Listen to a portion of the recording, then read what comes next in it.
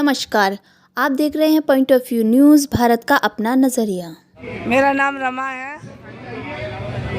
और मैं अपने पेट के लिए आई हूँ, अपनी नौकरी के लिए आई हूँ। हम कच्चे हैं, इतने साल हो गई हमको, हमारी उम्र इतनी हो गई है। एनडीएमसी में काम करते हैं हम हेल्थ में, और कब हम पक्के होंगे? जब हमें बुढ़ापा आ जाएगा। हमारे बच्चे कैसे कैसे करके हम उन बच्चे ने पाला, कर्जा पानी करके। इस 12,000 में हम किराया भी देते हैं, इस 12,000 में हम बच्चे पाल रहे हैं। क्या होगा इस 12,000 में, आप बताओ। 16 साल हो गए हमें यहाँ हैं। हमने बुढ़ापा आ गया, जवान से हमें बुढ़ापा आ गया इस एनडीएमसी में।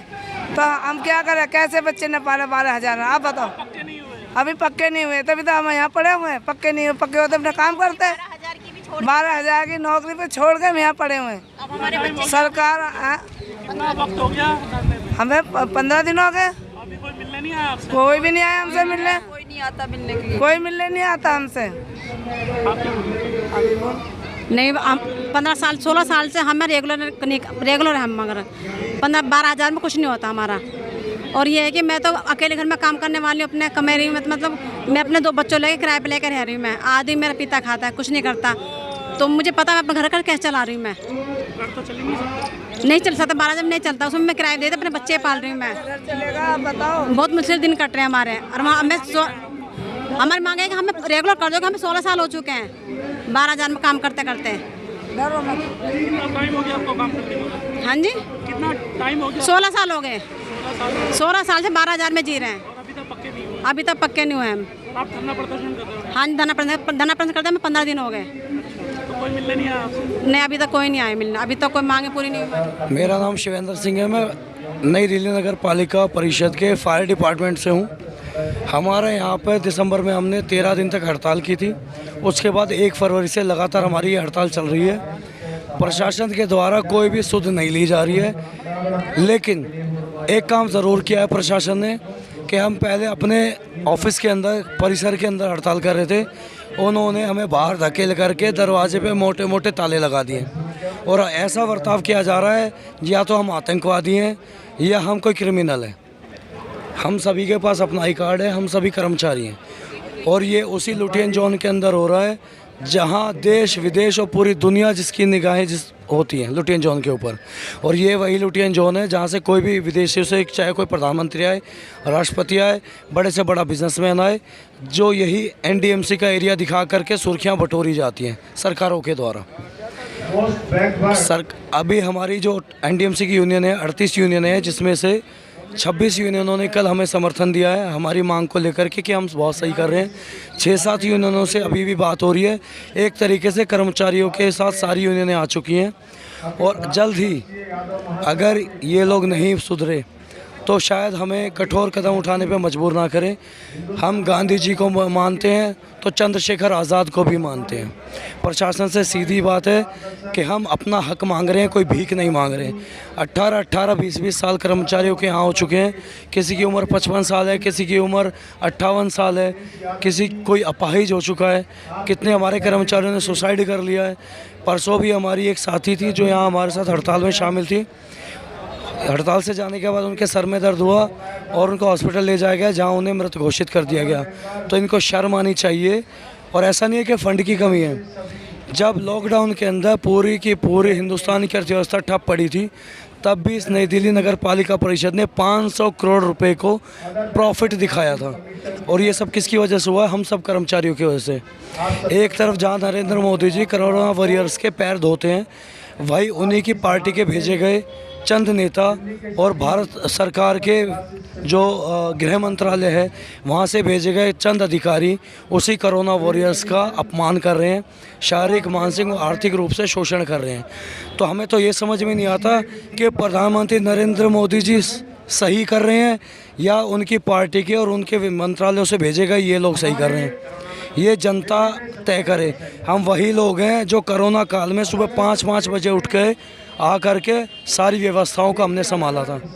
सारे के सारे कोरोना वॉरियर से, हर डिपार्टमेंट के, चाहे वो हॉर्टिकल्चर से हो, चाहे सफाई कर्मचारी हो, चाहे वो सफाई हेल्थ वाले हों, चाहे वो फायर डिपार्टमेंट हो, सिक्योरिटी डिपार्टमेंट हो, जल बोर्ड हो, बिजली विभाग हो, सारे के सारे कोरोना वॉरियर्स हैं। तो यही चीज़ समझ से बाहर है कि सब तक पता सबको है। यहाँ की जो सांसद है मीनाक्षी लेखी, जो आज राज्य मंत्री बन चुकी हैं, हमने उन्हें वोट देकर के यहाँ से जिताया। आज वो भी सुध नहीं लेती हैं, जबकि वो एनडीएमसी की मेंबर हैं। दिल्ली के केजरीवाल सीएम साहब, कल तक वो यहाँ के सुपर चेयरमैन हैं, चेयरमैन से भी ऊपर हैं। कल तक वही केजरीवाल जी, किसी का बिजली का कनेक्शन कट जाता था तो जा कर के जोड़ कर खुद धरने पे बैठ जाते थे। आज हम 1.5 महीने से धरने पे हैं, उनको भी पता है, लेकिन कोई हिम्मत नहीं कर पा रहा यहाँ आकर के खुल के साथ देने के लिए, क्योंकि उनको भी राजनीति करनी आ चुकी है। अब वो राजनेता बन चुके हैं। बस मैं यही कहूँगा, सभी लोगों से हमारा यही निवेदन है कि हमारी जो आवाज़ है वो दूर दूर तक पहुँचाएँ। जो हमारे साथ अत्याचार हो रहा है वो लोगों को बताएं। और शायद हमारी तो नहीं सुन रहे, प्रधानमंत्री, वित्त मंत्री, होम मिनिस्ट्री और हमारे सांसद, हमारे चीफ मिनिस्टर, हो सकता है आप लोगों की सुन ले। शायद हमारी आवाज़ में कोई कमी हो, हमारी बात में दम ना हो, तो शायद आप लोगों की सुन ले।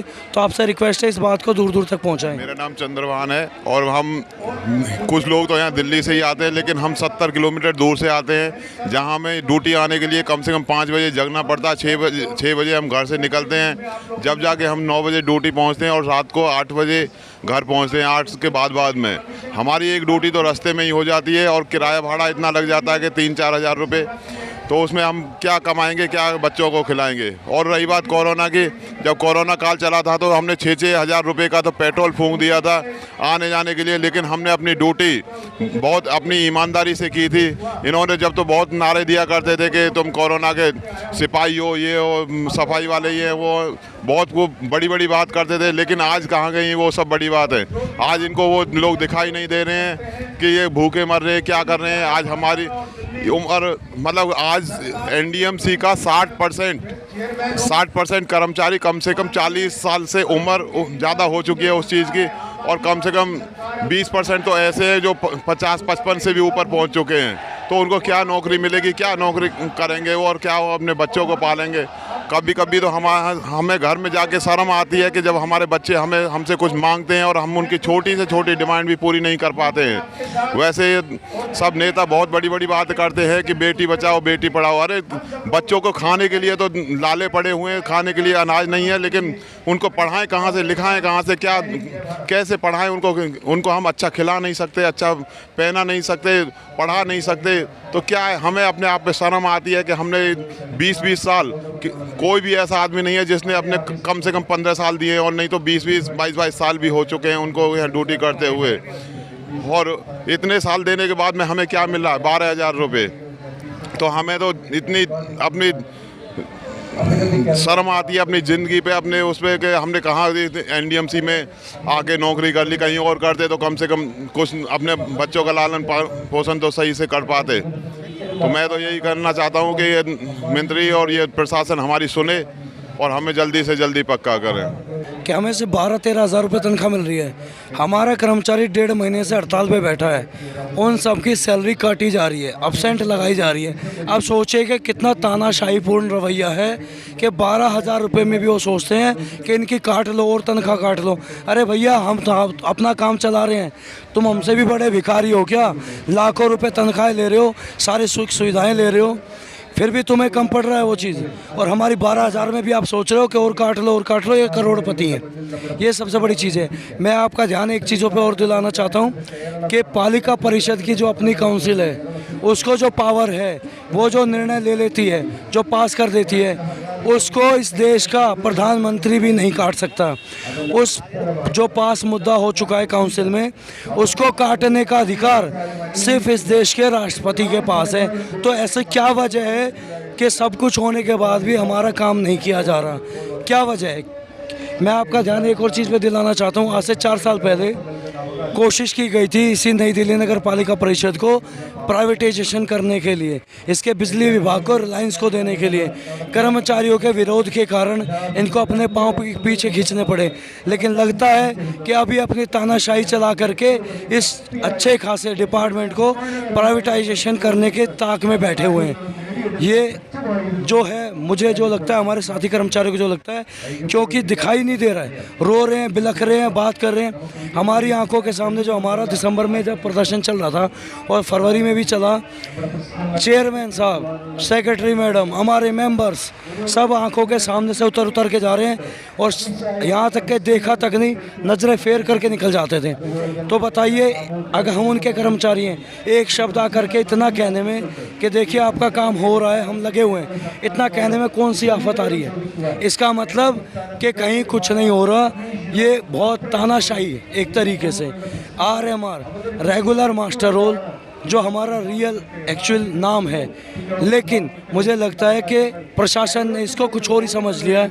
प्रशासन ने RMR का मतलब निकाल लिया है रोज़ मरते रहो, रोज़ मरते रहो, क्योंकि हमारे इतने साथी कर्मचारी आज हमारे बीच में नहीं है। कोई उनकी देखभाल देखने वाला नहीं है, उनके परिवार में देखने वाला नहीं है, उनके बच्चे पढ़ रहे हैं, लिख रहे हैं, उनके घर में खाने के लिए है या नहीं है, तो आखिर ये क्या वजह है? तो इसीलिए मैं सब देशवासियों से कहना चाहता हूँ, जहाँ तक भी ये चीज़ पहुँचे, कृपया इसे दूर दूर तक फैलाएं, ताकि कम से कम अगर हमारी आवाज़ में कोई कमी है तो आप लोग, जो देश की जनता है, वो इस देश को के प्रधानमंत्री, गृह मंत्री और बड़े बड़े जो हमारे अफसर बैठे हुए हैं, उन तक ये चीज़ पहुँचाएं। धन्यवाद।